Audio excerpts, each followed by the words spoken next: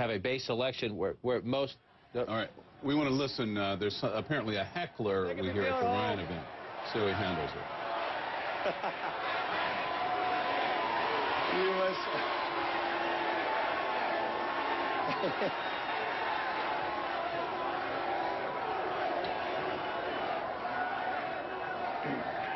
Paul Ryan. Thank you. Thank you. Thank you. Thank you. I want to tell you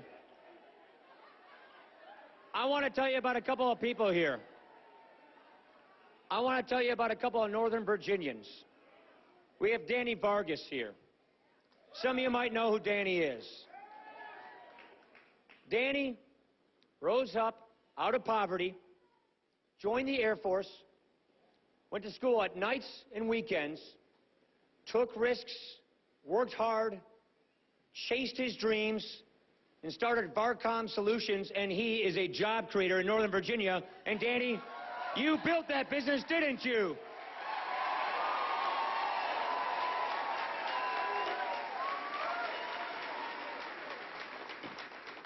We have Mike Jing here. Mike Jing is a well-known Northern Virginia entrepreneur. Started one of our high-tech companies here, Cyber Data Technologies. Let me ask you, did you and your employees build that business? Yes. You see, government was there, roads and bridges, those are essential, but they're not the nucleus of our economy or of our society. It's the hard workers of America. It's the hardworking taxpayers. It's the entrepreneurs. It's the small business leaders. It's the people who get up every morning, bring their kids to school, go to work hard. That's what makes our society thrive and drive. That's what we're going to restore with pro-growth economics.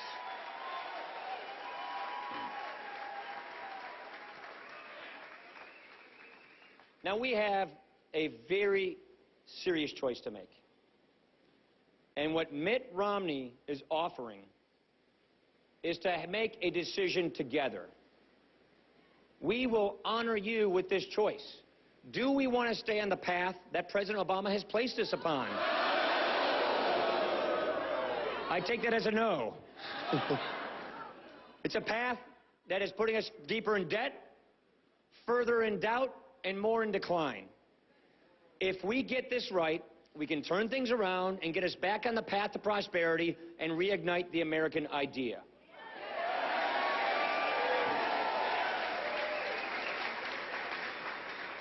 Here's the problem. The problem is too many politicians in Washington, like President Obama, have been more worried and concerned about their next election than they have about the next generation. We're not going to stand for that. We will not do that. Mitt Romney will lead. And what we will do is we will honor you by giving you the choice. We want to earn your support. We want to deserve victory.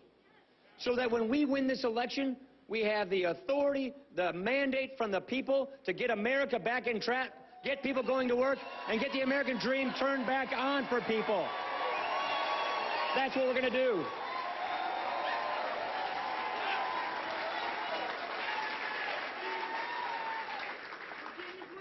Thanks, man.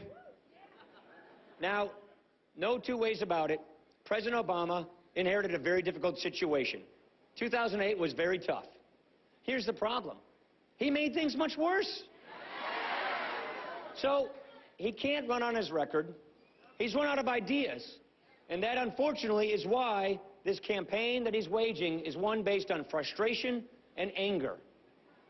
Hope and change has become attack and blame. We're not going to fall for it, are we? No. Heard the president talk about Medicare the other day. We want this debate on Medicare.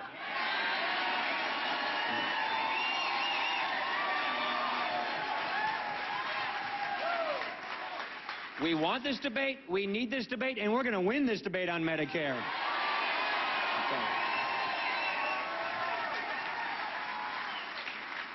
I'll tell you why. There's only one person who treated Medicare like a piggy bank, and that's President Obama. He took $716 billion from that program to create Obamacare. That affects current seniors. And his campaign calls this an achievement. You think raiding Medicare to pay for Obamacare is an achievement? Why don't we just get rid of Obamacare altogether? Huh? That would be an achievement.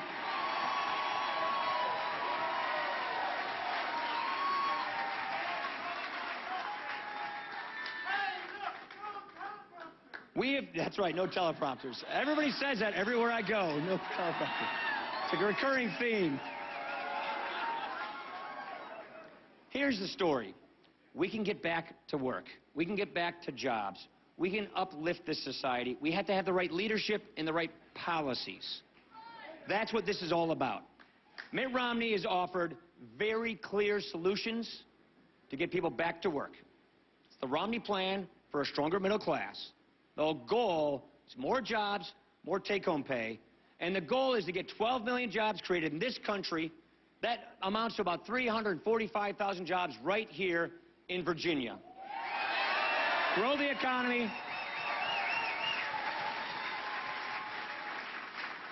Now, there's one thing we're going to have to deal with to make sure we protect jobs in Virginia and around America, and that is these devastating defense cuts that President Obama is promising. That is the lack of leadership that he's providing. They call it sequester and all of that.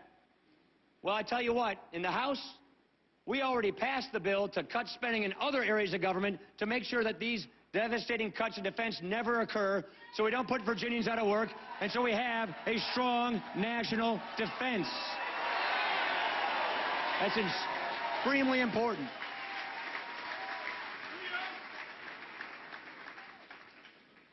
Now, it's not just jobs, it also is our national security. This is the first responsibility of our federal government. And one of the critical means and needs for a strong national defense is because the world needs America's leadership. In the past day, Iran's president called our ally Israel, quote, a cancerous tumor that must be excised. Let me be really clear.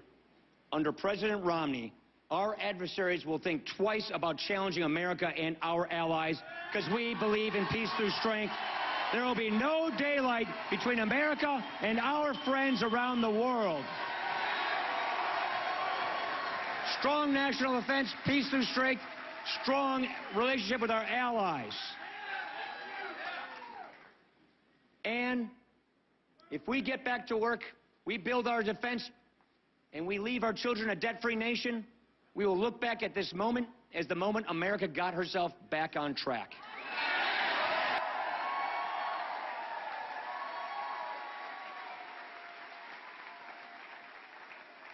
And instead of just tearing down other folks, let me tell you about 5 things we're going to do to get people back to work. Number 1, Virginia's a perfect example. We have lots of energy in this country. Let's get that energy and use that energy in this country. Coal, oil, gas, renewables, all of the above, nuclear, everything. That creates jobs. We've got a lot of people who are out of work.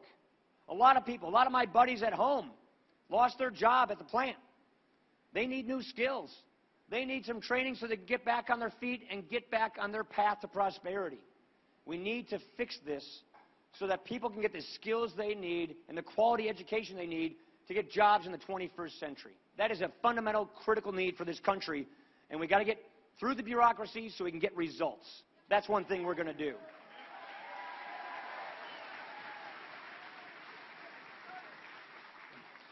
We also have to have trade that works for us. We need to make more things in America, grow more things in America, sell them overseas. That creates good jobs.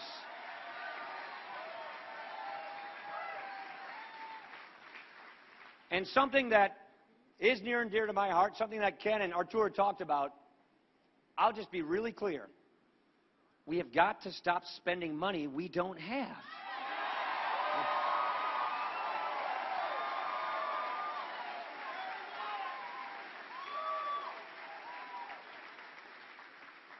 President Obama has given us 4 budgets with trillion-dollar-plus deficits every day and no end in sight.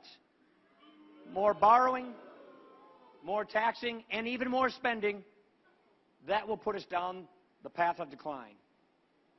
And the thing that creates the entrepreneurship in America, the idea that sparks job creation, is the notion that if you work hard in this country and you play by the rules, you can get ahead. That's what we teach our children. That's what our parents taught us. It's okay to be successful. It's a good thing in this country. We take pride in that.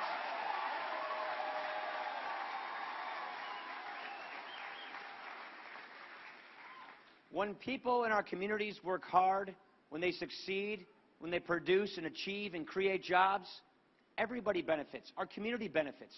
More opportunities are created for other people. That's something we should take pride in and not resent.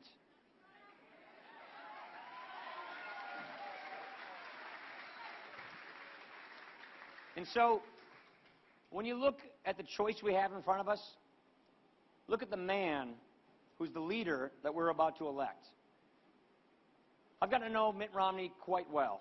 I've known him for a while, for about 5 years. Look at his life. Look at the family he's raised. His life's story is one of duty, of sacrifice, of leadership. Remember the Olympics? Remember the mess they had back in the late 90s? You know, the waste, the fraud, the bloat, the corruption. That sounds kind of familiar these days, doesn't it? He didn't need to go. They asked this man in Boston to go to Salt Lake to take over and turn around the Olympics, and he saved the Olympics, and he made our country proud. That's duty.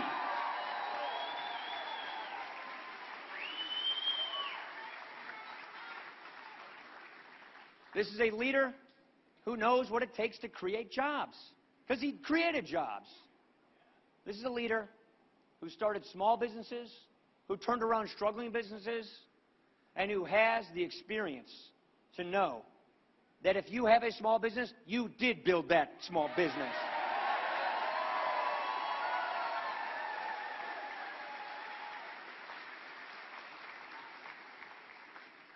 We're going to champion small businesses. We're going to champion them with tax reform, regulatory reform, the things they need to do to get government out of their way so they can thrive, survive, and create jobs. That's what we're going to do.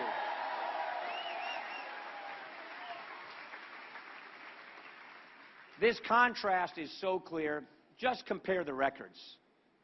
President Obama came in, promised that he'd create jobs and that unemployment would never go above 8%. It's been above 8% for 42 months. 23 million Americans are struggling today to find work. Nearly 1 out of 6 Americans are in poverty today. That's the highest poverty rate we've seen in a generation. It's not working. Family household income has gone down $4,000 over the past 4 years. When Mitt Romney was governor of Massachusetts under his leadership, family income went up $5,000 over his 4 years. Unemployment went down. Remember how President Obama used to say that we aren't the blue states or the red states, we're the United States of America? Remember he said, let's put aside childish things and have that adult conversation? We're still waiting for that adult conversation.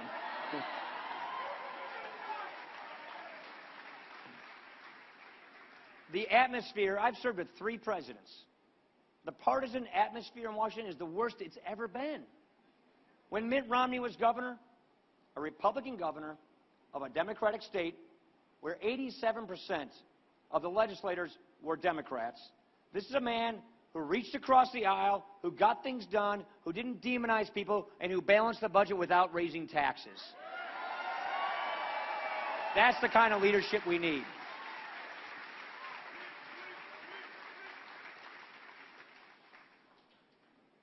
It is really a race that discusses and is going to make the determination about the meaning of America, the promise of our country.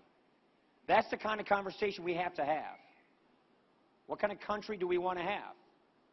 What kind of people do we want to be? We are here in Virginia. The founders from Virginia are the people we studied all of our lives. Thomas Jefferson wrote it so eloquently that I don't even want to paraphrase it. Our rights come from nature and nature's God. They don't come from governments.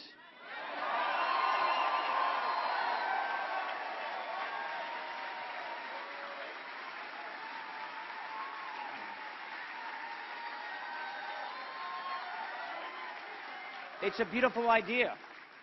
We're the only country founded on an idea. It's a special idea. It's an idea that our parents secured for us, our founders started, and it's an idea that has been preserved for each generation by the veterans of this country, and we thank you.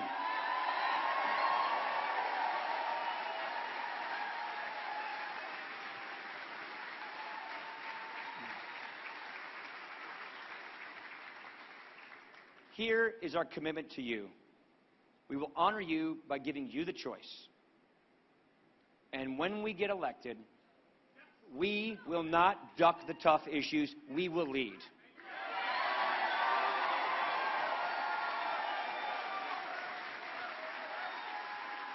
We will not blame other people. We will take responsibility.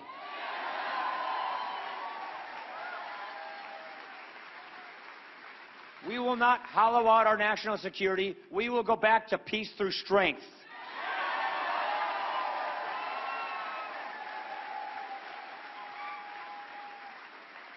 And just like a good Virginian would say, we are not going to replace our founding principles. We're going to reapply our founding principles. We can do this. I started this campaign on the deck of the USS Wisconsin down in Norfolk. Did I say it right? It's a campaign to give the country a choice, to show that there's a better way. And if we get this right, we can turn this around. And that's what I'm telling you. It's not too late to get this right, to turn this thing around, to get people back to work, to get our country strong again, to leave our kids a debt-free nation. Together, we're going to get this done. Thank you, everybody. Thank you. Let's go do it, Virginia.